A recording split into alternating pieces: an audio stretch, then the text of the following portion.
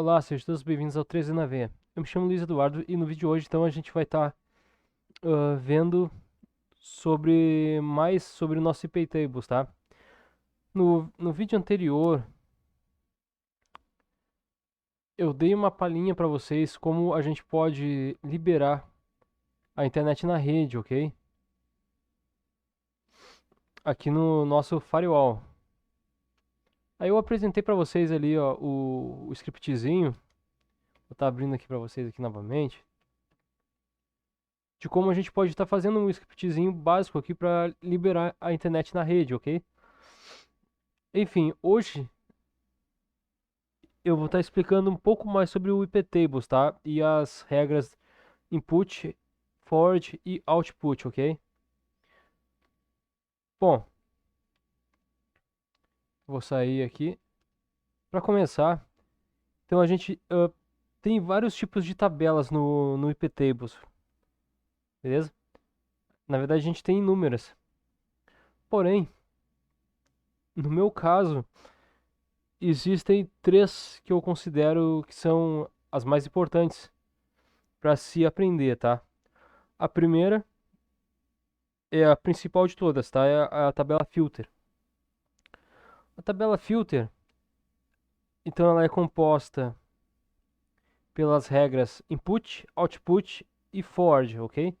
Ou input, forward e output, assim fica melhor de compreender, ok? O input significa tudo o que está entrando no meu servidor. O forward significa que eu peguei um pacote, no caso eu peguei um serviço aqui, e o meu servidor ele vai encaminhar para o outro computador, ok? Na nossa rede. O output significa tudo que está saindo do meu PC. E isso é para, por exemplo, servidor de e-mail, que precisa sair os dados do nosso servidor, a internet, ok? Então tudo isso aí envolve o output. É por isso que na maior parte das vezes o output e o forward eles são a ação da regra do output e do forward normalmente é accept, tá? De aceitar os pacotes, porque a gente vai precisar de qualquer forma do encaminhamento dos pacotes para nossa rede, senão não vai ter rede, ok? E do output para que esses pacotes consigam chegar até o destino na nossa rede, ok? Então eu pelo menos acabo adotando esse padrão, o input como drop, ok? E o forward e o output como accept. Uma coisa que eu queria deixar bem claro para vocês que eu não mostrei no vídeo anterior a esse aqui. Vou abrir aqui novamente o nosso scriptzinho aqui de firewall. Repare uma coisa aqui, tá? Aqui, ó. Ó, iptables, aqui eu tô definindo as regras padrões, tá? A gente viu isso no vídeo anterior. Reparem que o meu input aqui, ele tá drop, tá? E o iptables, o forward, ele tá accept. E o output, ele tá accept, tá? Isso aqui é um padrãozinho, tá?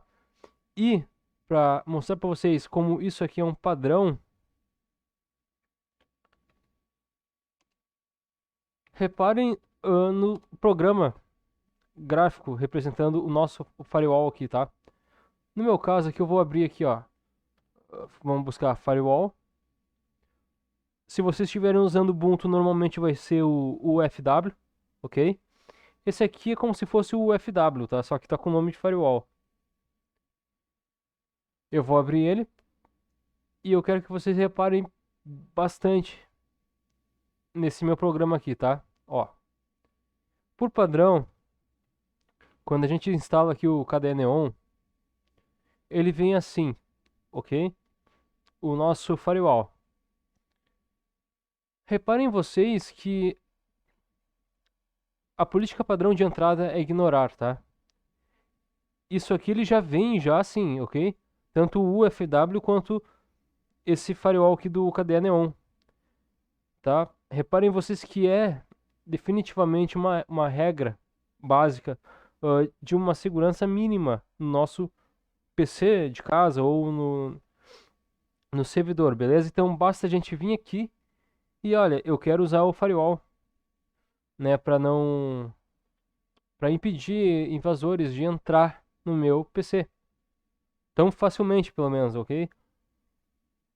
A forma das pessoas entrarem no PC aqui seria por falha humana ou por vírus, ok? Claro, isso ao habilitar aqui o firewall.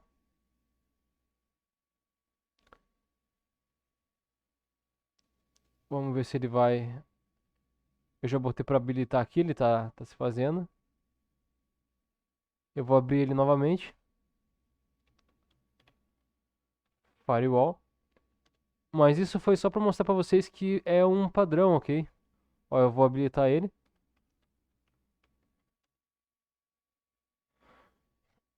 Então, a entrada normalmente é ignorar os pacotes que estão chegando. E a política padrão de saída, percebam vocês o seguinte, ó. A saída é output, beleza? Mas aqui nesse output ele já envolve o forward, ok? O encaminhamento do pacote no qual vai ir para outro PC ou vai sair daqui para outro computador, seja na minha rede local ou na externa, ok? Lá, sei lá, eu vou acessar um site. Então eu estou encaminhando pacotes através do forward para o site X na web, por exemplo, ok? Funciona dessa forma. Então, por padrão, a gente tem isso aí, então, entrada em ignorar e forward output permitir, ok? É um padrão mesmo do Linux. Beleza. Voltando aí, então. A gente está falando, então, do iptables, que existem três ações.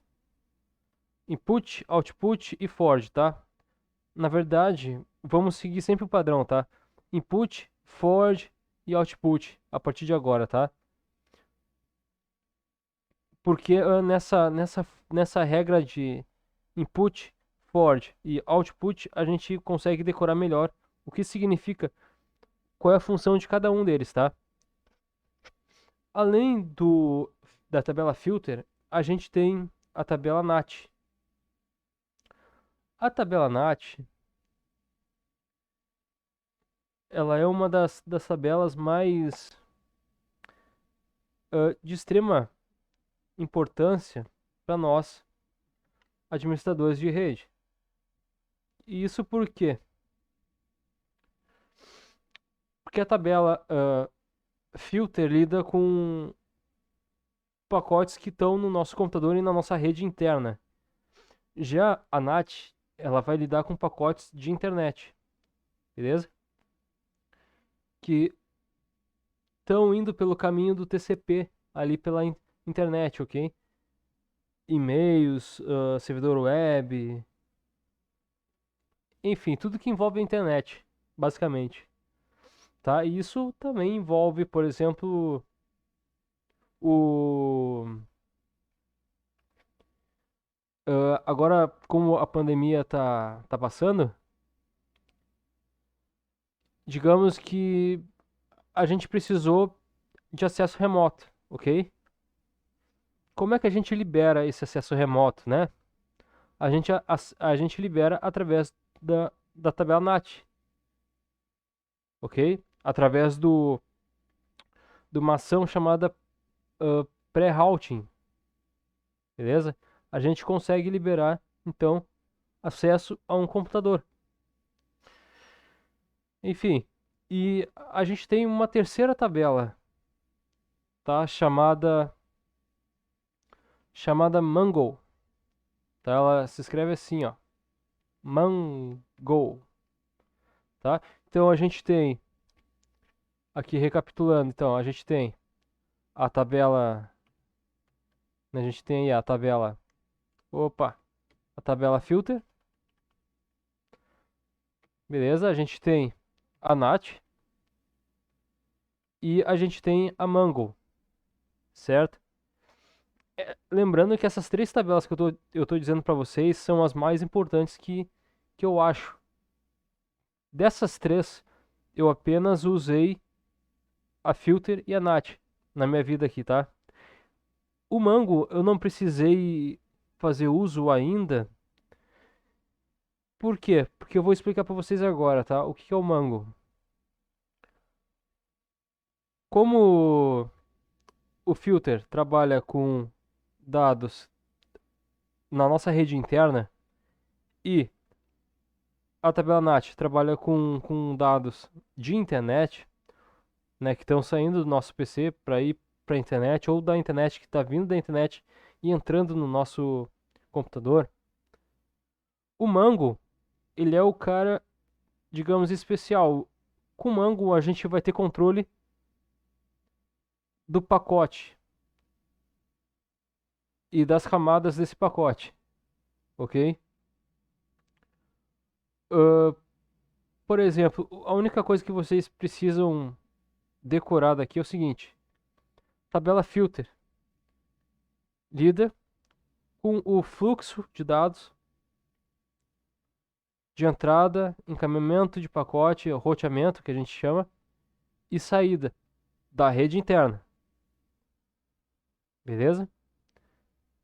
O NAT lida com roteamento de saída, output, post routing. O post routing eu vou entrar em mais detalhes mais lá pra frente, porque não vai caber nesse vídeo aqui, tá? Porque tem bastante coisa sobre o NAT. E o pre-route também, tá? Pre-route serve para só dar uma palhinha. O pre-route serve para, por exemplo, eu quero fazer um servidor, sei lá, eu quero fazer, como é que eu posso? Bom, eu quero fazer um servidor web, ok? Mas eu quero fazer com que minha rede encaminhe os pacotes para um outro computador, não no meu. Eu quero que vá para outro computador na minha rede. Então a gente pode utilizar o pre-routing para redirecionar o pacote para aquele computador, para o IP tal. Uh, eu quero fazer com que agora o meu servidor web ele seja disponível, ele consiga sair do meu servidor e ir para rede mundial de computadores, no caso a internet. Eu quero, por exemplo, eu estou em Porto Alegre, eu quero que meu servidor disponibilize sinal da minha máquina para o cara que está lá em São Paulo, por exemplo. Tá? Então a gente utiliza o post routing para isso, tá? Para sempre quando eu quero liberar sinal de internet do meu PC para fora, de forma externa, então a gente utiliza o post routing. Quando eu quero pegar o sinal que está vindo da internet e está entrando no meu PC e eu quero modificar a porta, por exemplo, ou eu quero dizer que a internet agora não vai mais entrar no meu servidor e vai entrar no outro computador da minha rede, aí a gente utiliza o pre-routing, ok? O pre-route também ele serve para conexão remota. Se a gente quiser fazer uma conexão remota através da porta, normalmente a conexão remota, o serviço de conexão remota é feito na porta 3389, é a porta padrão da conexão remota. Mas a gente pode dizer que no computador X da rede, a gente vai querer que o usuário acesse remotamente pela porta 3393, por exemplo, ou 3355, tá? A gente pode fazer isso. Por quê? Porque a 3389 ela já é um padrão de conexão remota. E indicando para um usuário entrar por uma porta diferente, a gente evita o que a gente chama de congestionamento na rede, digamos, tá? O efeito disso é o seguinte, ó, quando muita gente vai se conectar em uma só porta, em uma rede simples de uma empresa simples, certo? Até até uma multinacional, tá? Se muita gente tentar se encontrar numa mesma porta padrão de um serviço padrão, que já existe esse serviço, o serviço é padrão, o serviço tem uma porta, e a gente quer se conectar a essa porta, todo mundo junto na mesma rede, vai congestionar, e o que vai acontecer é que ninguém vai conseguir se logar remotamente, beleza? Então é isso que vai acontecer. E aí, para isso, a gente precisa dizer que um computador tal vai, o, o acesso remoto vai ser feito através de uma outra porta e não através da porta de serviço, certo? Recapitulando, sempre que a gente tiver então um serviço e uma porta, aquele que os usuários que forem se conectar a essa porta, que é um serviço padrão, eles vão cair, tá? Um vai matar o processo do outro pela porta, tá? Então, isso, claro, o serviço remoto, tá? Os outros serviços eu não posso dizer muito porque eu não passei por esse problema ainda, tá? Mas pelo remoto eu já passei e também eu digo o seguinte, ó, para o servidor remoto funcionar legal, ele precisa ele precisa estar bem configurado e a máquina precisa ser uma máquina mediana, tá? Ela precisa ser uma máquina boazinha, não máquina ruinzinha não vai aguentar o tranco das conexões remotas, beleza? Então é isso aí, voltando agora aqui pro nosso vídeo. Espero que vocês tenham entendido bem essa parte aí do para que serve cada tabela aqui, beleza? Então vamos lá então pro a tabela filter,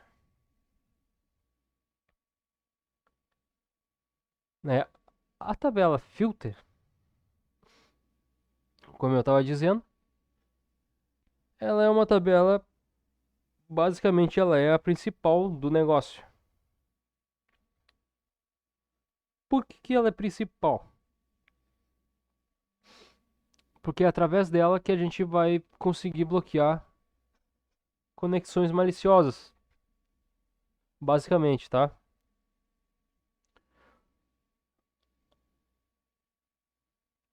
É através da tabela filter e também a gente tem a tabela mangle, tá? Como vocês viram ali. Só que o mangle, ele é muito. Essa tabela ela é sensível, tá? Se vocês forem usar, eu sugiro vocês estudarem bastante ela, porque uma regra errada,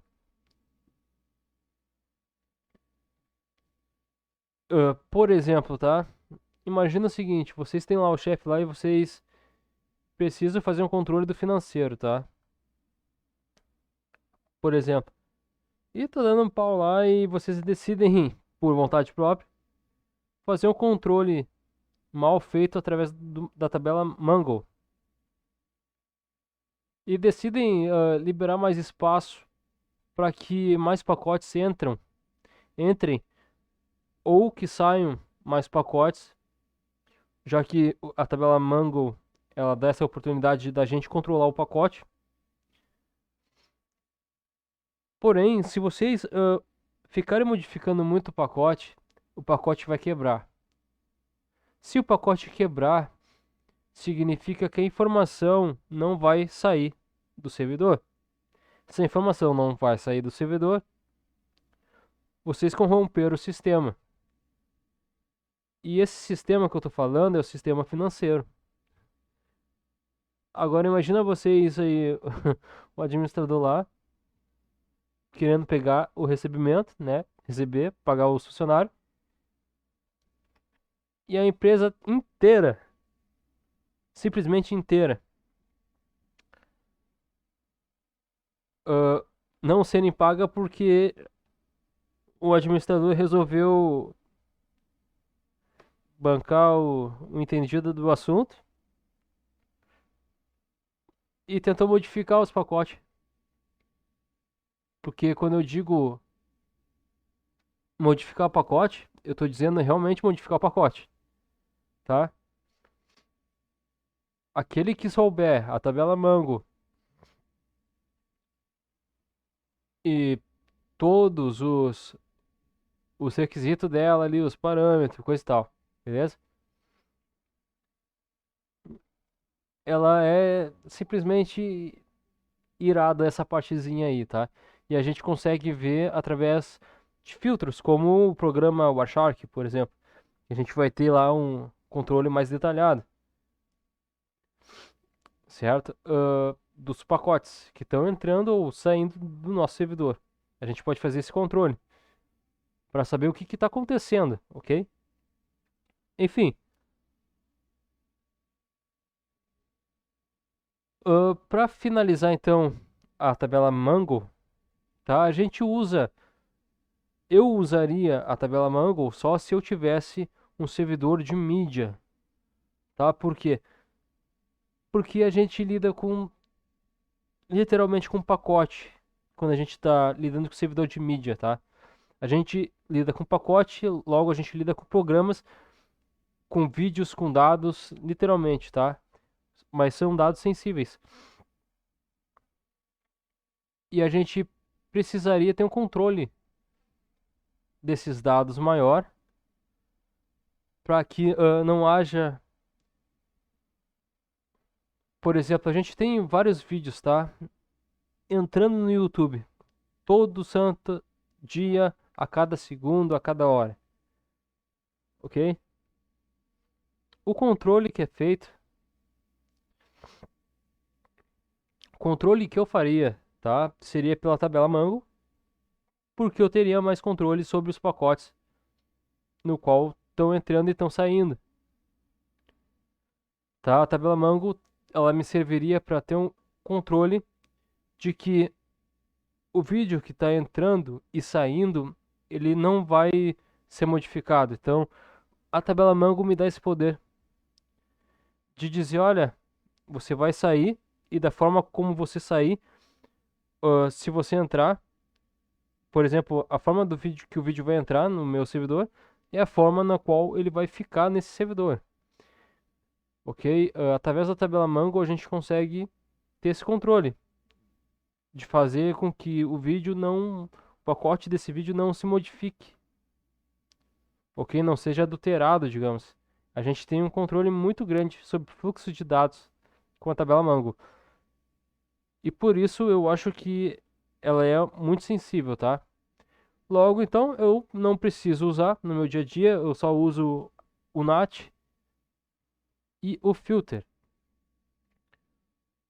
Bom, alguns comandos básicos então da tabela filter que a gente viu no vídeo passado, né? iptables, iptables "-l para listar o nosso iptables, tá? No nosso iptables a gente tem as regras já definidas e através desse comando iptables "-l a gente consegue ver, tá, a nossa tabela filter. O comando certinho para ver a nossa tabela filter seria assim: "-t de tabela, filter", beleza? Ele nos mostra exatamente. Eu vou maximizar aqui para a gente ficar melhor aqui, tá? Ele nos mostra exatamente a mesma coisa que o comando acima, ok? Eu vou dar uma limpada aqui na tela. Eu vou aumentar um pouco aqui a resolução, acho que está um pouco baixa aqui para vocês. Deixa eu ver aqui onde que é agora aqui. Deixa eu ver, visualizar. Aqui. Aumentar para 150 aqui. Beleza.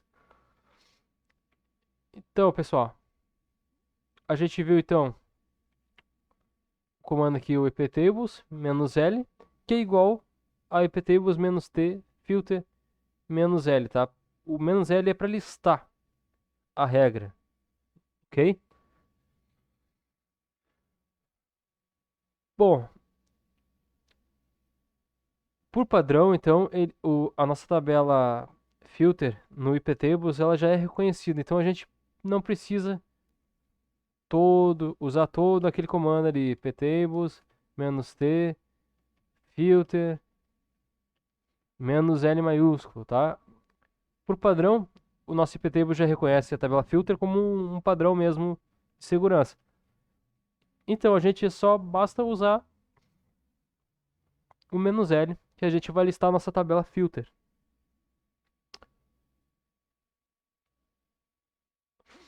Bom,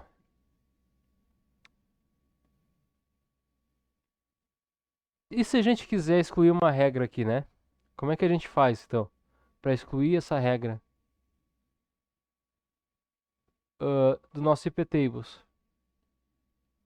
Se não aparece linha nem nada assim, nenhum comando para excluir, né? Eu quero que vocês lembrem disso aqui, tá? Ó, eu vou limpar aqui a tela. A gente vai fazer o seguinte comando, ó, iptables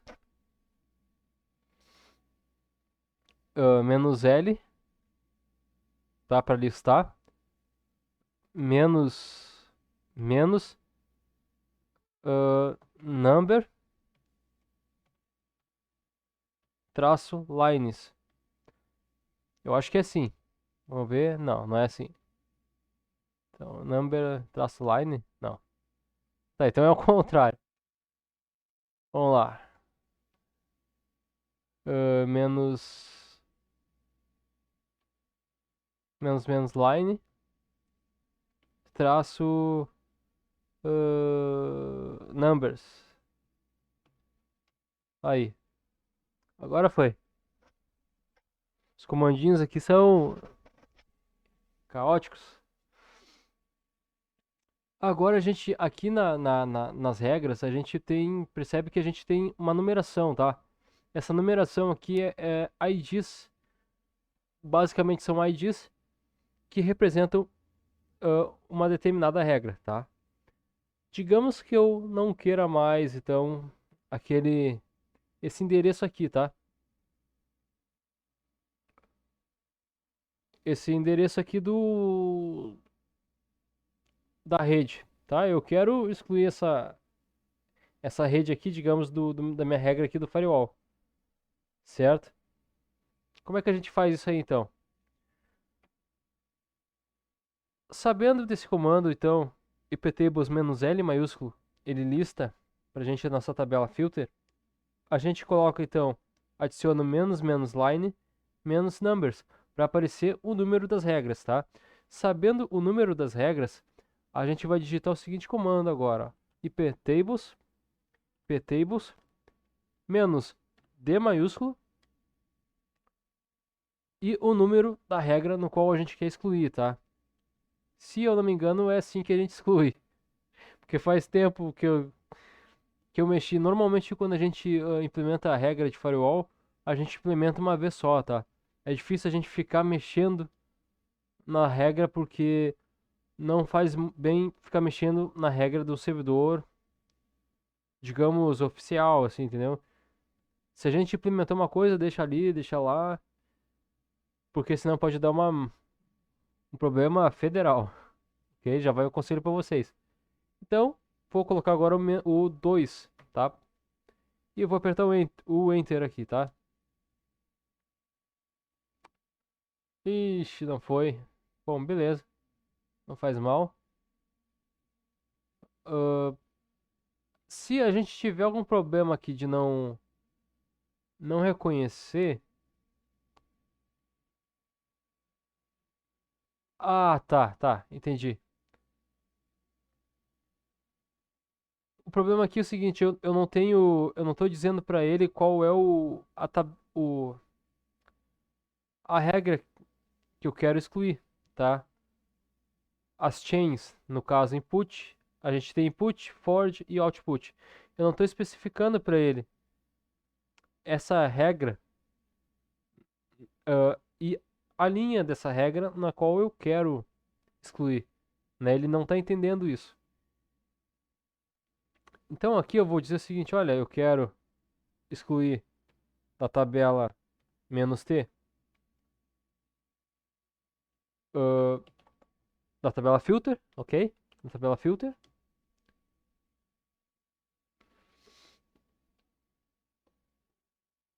Deixa eu ver. Da tabela filter. O input.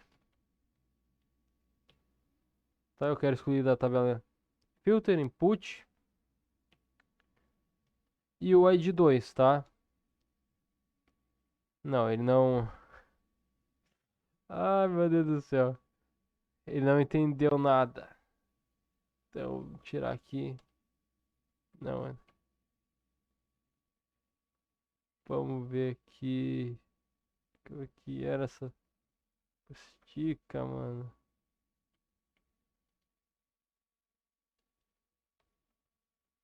Acho que era menos iptables menos T maiúsculo. Eu acho que era assim, tá? Da tabela input, quer dizer, da regra input do ID 2. Aí, agora foi. Então, recapitulando, eu pedi pro nosso iptables aqui excluir a segunda linha, ou a linha que contém o ID 2, tá? Que no caso seria o nosso IP de rede, tá? Porque eu não quero mais dividir a rede, digamos, tá? Eu quero só excluir aquela rede dali, tá? E aí assim a gente consegue excluir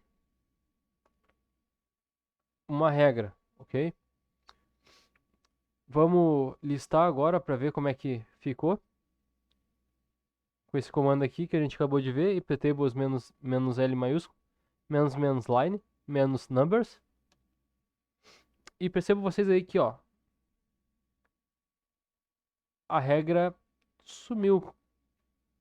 Agora, essa regra que está no 2 aqui, ela estava no 3. Como o 2 foi excluído, então a regra que estava no 3 passa a ser o 2 agora. Certo?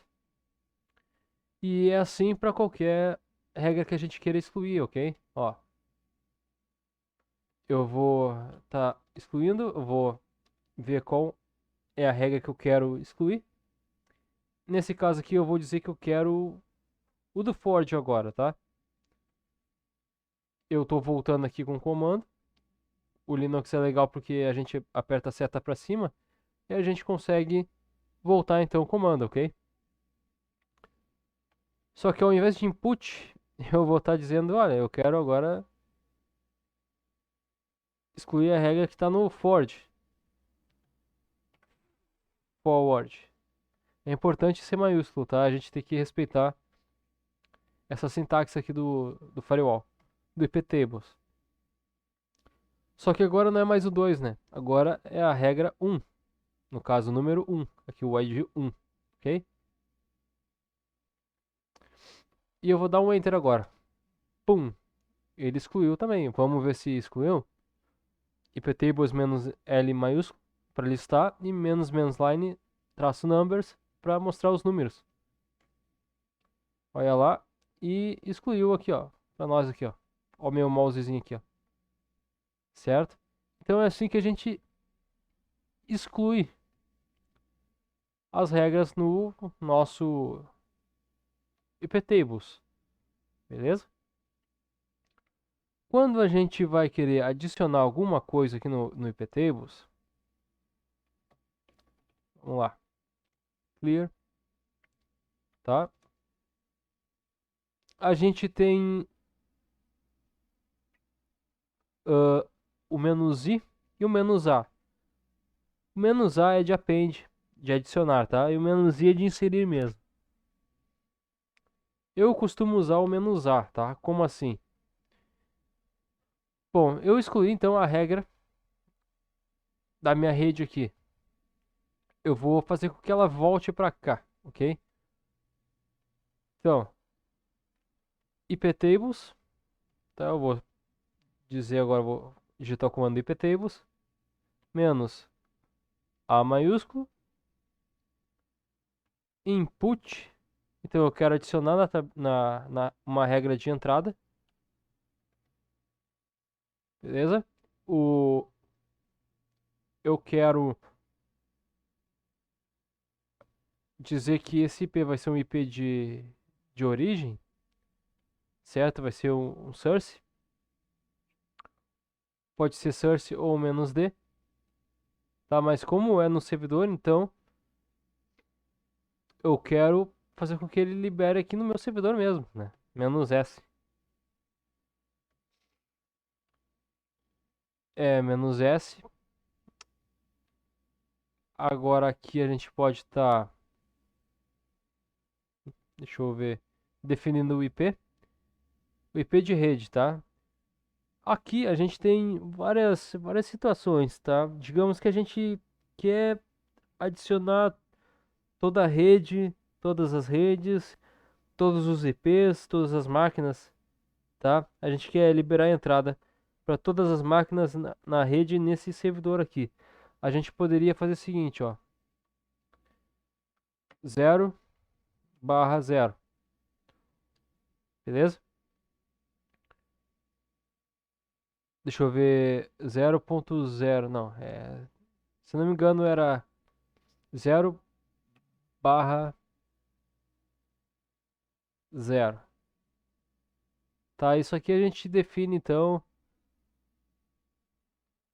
que a gente quer todas as máquinas entrando nesse servidor aqui, tá? Só que como eu não quero todas as máquinas, eu só quero dizer que implementar um IP de rede aqui para liberar acesso a uma determinada rede.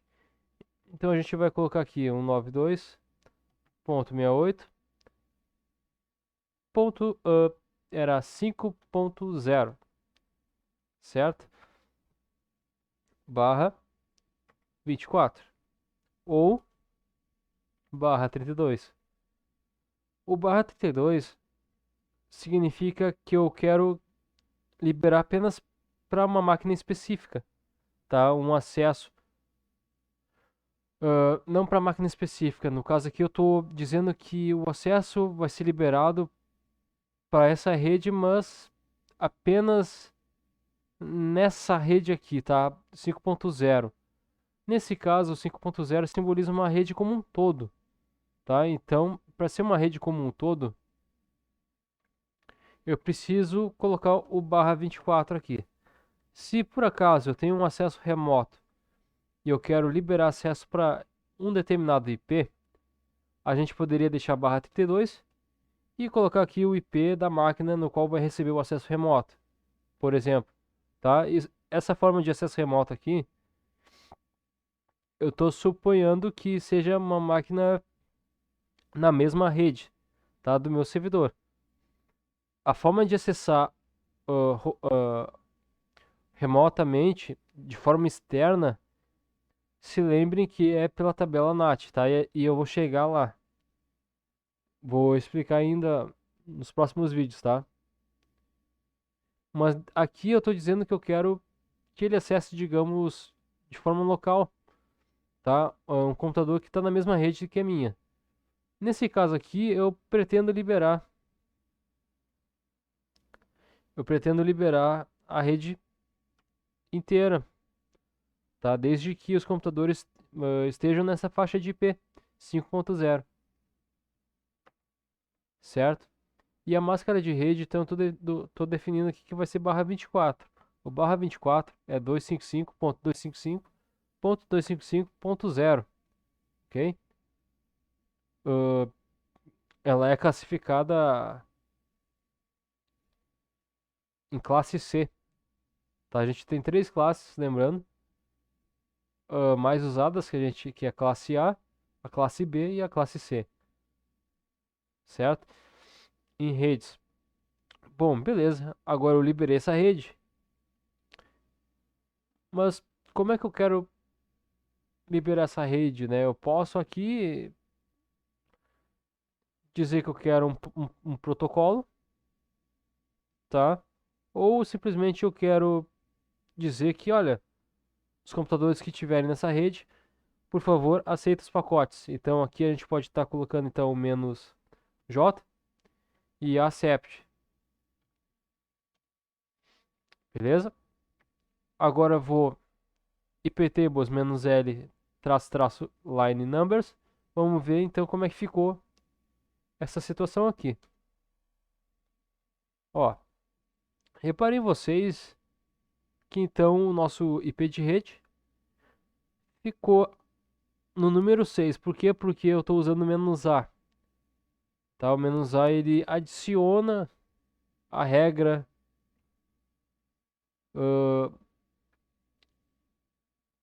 uma linha a mais, tá? Ele apenas adiciona no final. Se eu fosse usar no lugar de A o I,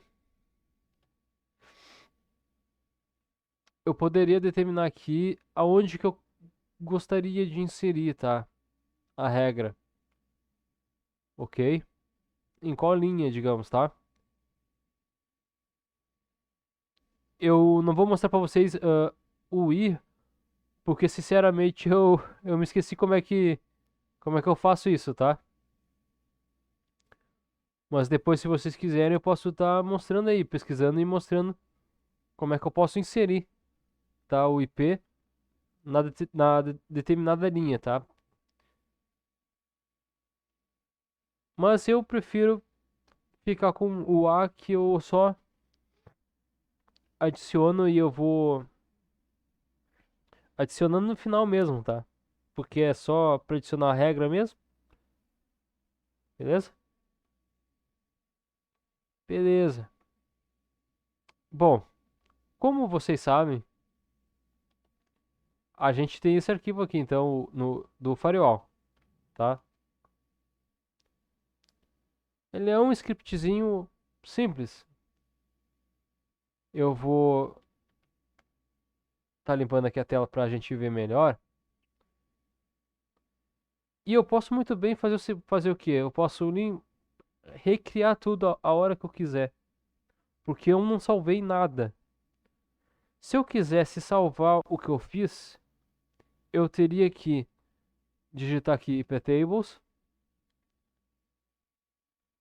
traço save,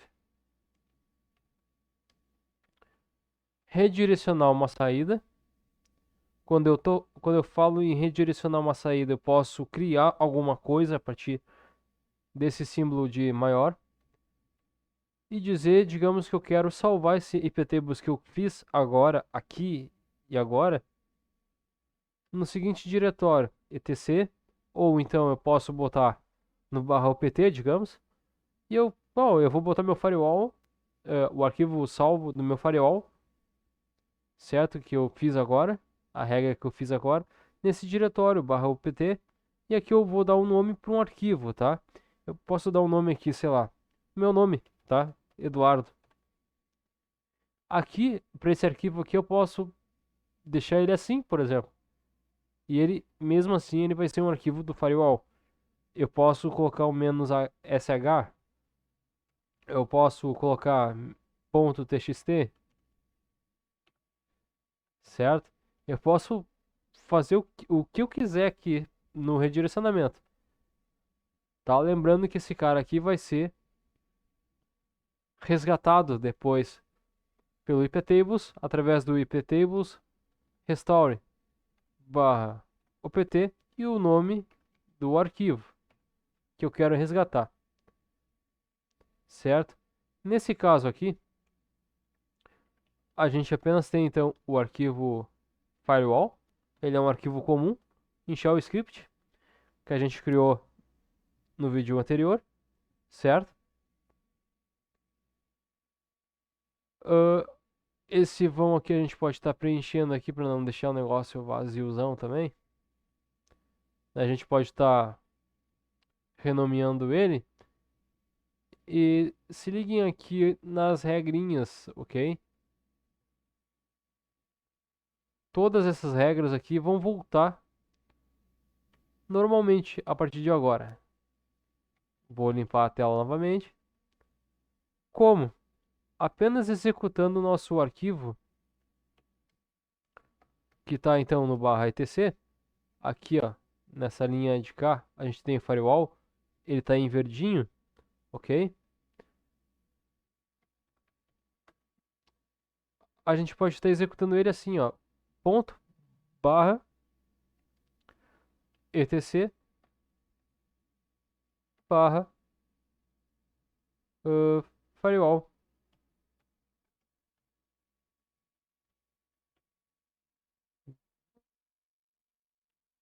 Ele não está lendo aqui, deixa eu ver, ponto, barra, etc. Ele não está lendo, mas não tem problema não. A gente apenas vem aqui, ó, barra, etc, firewall, e dá um enter, tá? Ele vai executar pra gente. E se a gente então vier e listar novamente esse arquivo, ele vai estar então com as regras padrões que a gente definiu lá já, tudo bonitinho, ok? Exatamente da mesma forma como a gente iniciou o sistema. Lembrando que a gente colocou esse arquivo para começar junto com o nosso sistema desde o início, tá? Então a gente liga o nosso CentOS, esse script vai ser executado e as regras vão ser aplicadas logo na entrada, tá? Esse arquivo, eu vou mostrar novamente onde está esse arquivo. Fica lá em barra etc. Barra etc.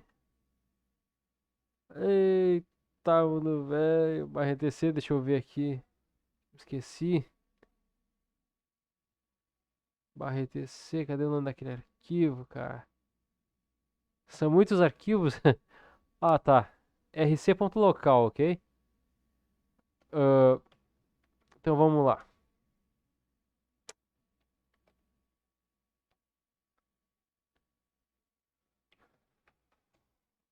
Vamos lá. E fica aqui, ó.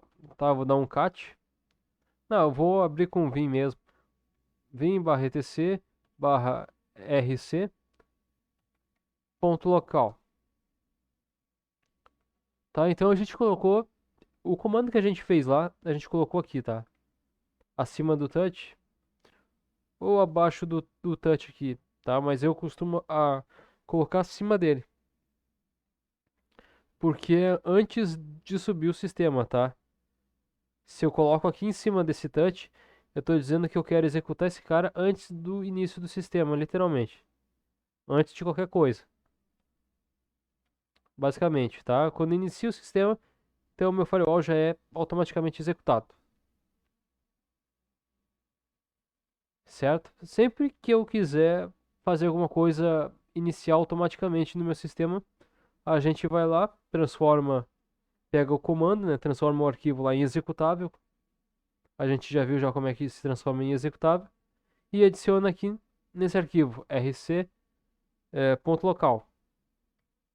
Vou estar saindo desse arquivo. Bom, agora tem mais algumas coisinhas para mostrar para vocês aqui, mas vai ficar meio que longo, tá? Eu vou deixar pro próximo vídeo. Que no próximo vídeo a gente vai entrar de fato. A gente viu aqui algumas configurações sobre o input, tá? Sobre o input e o iptables, tá? De como a gente pode estar adicionando a regra, como a gente pode estar excluindo a regra, ok? Como a gente pode estar vendo as linhas das regras, como a gente pode estar excluindo a partir daí, né? Que a gente viu aqui, ó, certo? E a partir desse comando aqui, ó, a gente pode estar excluindo, tá? Aqui, ó. Tá? A partir desse comando aqui, então, "-d" maiúsculo significa deletar mesmo, tá?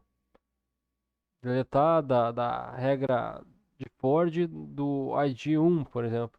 Aí ele vai literalmente excluir aí esse cara aqui, como a gente viu, tá? Enfim, tem muita coisa para mostrar só da tabela filter. tá? Eu vou deixar pro próximo vídeo, porque esse aqui vai ficar muito longo, ok? Eu vou mostrar no próximo vídeo aqui várias coisas de regras que a gente pode estar fazendo, tá? Eu vou mostrar para vocês um sitezinho bacana que a gente pode estar burlando o proxy squid, ok? Provavelmente o YouTube vai me deletar agora por causa que eu falei proxy. Normalmente eles mandam um e-mail pro cara só por causa da palavra proxy, entendeu? Aí eu tenho que explicar para eles que não, é ensinamento e coisa e tal, entendeu?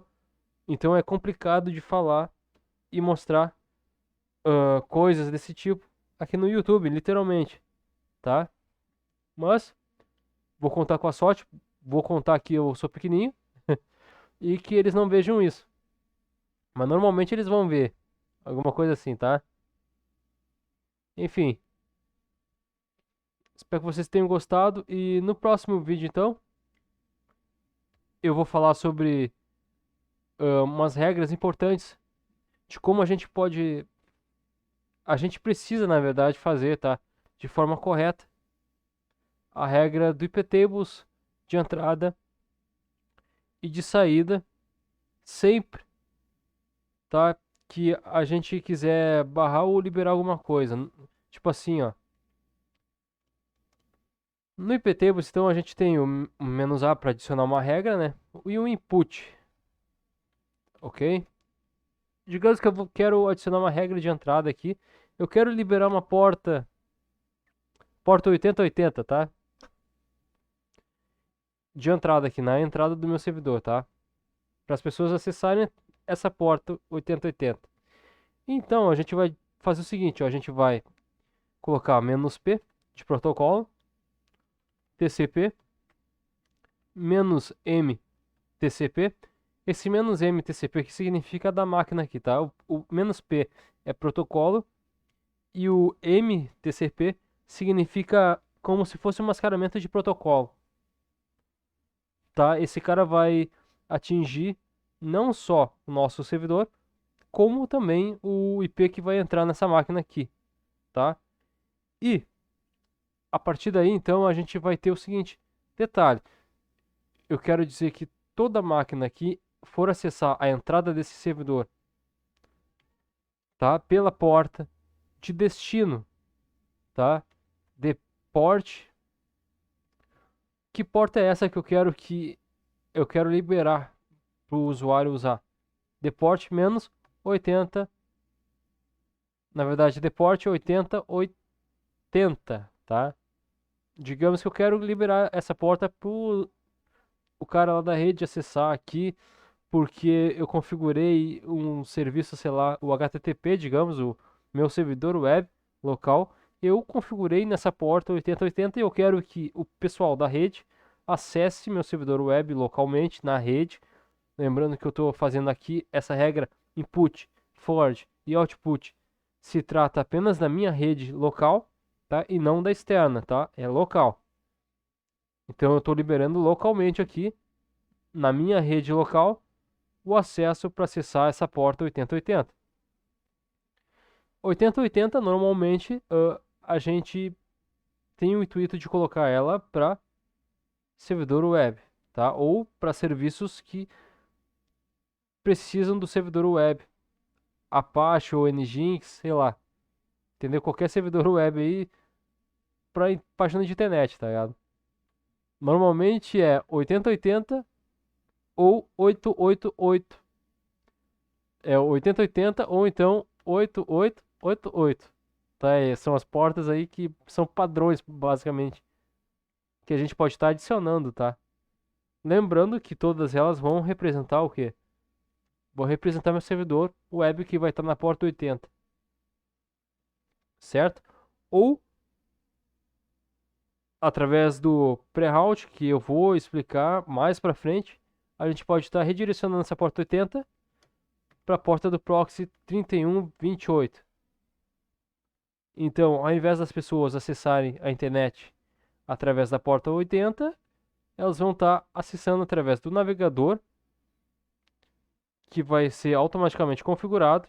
A gente pode estar botando uma regra lá, é uma política padrão para que as pessoas acessem esse endereço aqui, a internet, através dessa porta, né, específica, beleza? Enfim, aí digamos que eu quero liberar então a porta 8080 para as pessoas que querem acessar um serviço meu que tem no meu servidor aqui, tá? Agora aqui a gente vai colocar então "-j", accept, simples accept, tá? Eu não costumo botar o reject, tá? Eu vejo várias falhas no reject, tá? Por quê? O reject, ele rejeita o pacote, mas ainda tá literalmente aceitando o pacote, tá?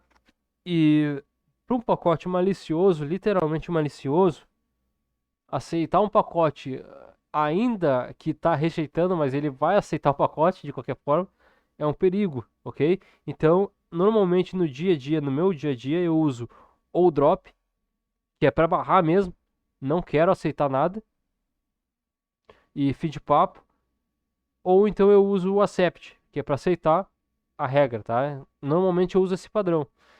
Eu não costumo usar log também. Por quê? O ação log que a gente tem também tem, a gente tem o accept para aceitar, a gente tem o drop para barrar, literalmente. A gente tem o reject para rejeitar o pacote, mas ele não rejeita o pacote, ok? Ele fica se fazendo, o pacote ele fica tentando, tentando entrar, literalmente, no nosso servidor, tá? Só que isso acarreta congestionamento, e o congestionamento, eu já falei o que acontece quando congestiona a rede. Nesse caso do reject, normalmente iria parar a internet também, tá? Iria parar todo mundo de trabalhar. Então é por isso que eu utilizo drop, o drop, tá? Para barrar mesmo, sem essa. Mas também existe o log, tá? O log que ele cria log pra gente saber o que que tá acontecendo literalmente aqui desse pacote, tá? O log, se a gente quer saber o que está acontecendo no mundo dos pacotes, normalmente a gente vai filtrar esse pacote, tá? Com a Shark ou com outros serviços aí que tem disponível, que tem vários programinhas aí disponível, via terminal, via CLI, certo? Mas normalmente a gente filtra o log através do Proxy Squid, que é um programa específico, literalmente, e nele possui um monte de programinhas já para a gente filtrar o log, para saber quem é que está acessando a máquina, quem é que está tentando entrar na minha máquina, beleza? Qual é o IP dessa máquina, entendeu? Da onde está vindo essa máquina. E eu vou mais para frente quando chegar a parte do. Eu acho que no próximo vídeo até eu acho que eu vou explicar pra vocês sobre um problema que eu tive com o site lá de Filter Bypass e como eu resolvi estar bloqueando esse site através do firewall, tá? Que foi o único jeito que eu consegui barrar o site. E eu vou contar para vocês como é que eu consegui descobrir como eu podia barrar esse site na minha rede. E eu vou te contar também o esquema que foi feito para que eu chegasse na definição, não, eu tenho que barrar esse site assim, assim, assado, tá? Porque foi teste, foi análise que eu fiz e eu descobri várias e várias coisas desse site, ok? Só com análise técnica de requisição do IP no qual ele tava, as pessoas, no caso o usuário, né, o usuário é foda, tentando burlar o nosso proxy squid, por exemplo, numa empresa aí, ok? Então eu vou mostrar literalmente como é que eu fiz para barrar, tá? E como é que vocês podem estar ligados na parada também para barrar qualquer tipo de serviço malicioso nesse sentido aí, tá? Então, espero que vocês tenham gostado do vídeo aí, foi bastante informação. E até a próxima semana. Falou e fui!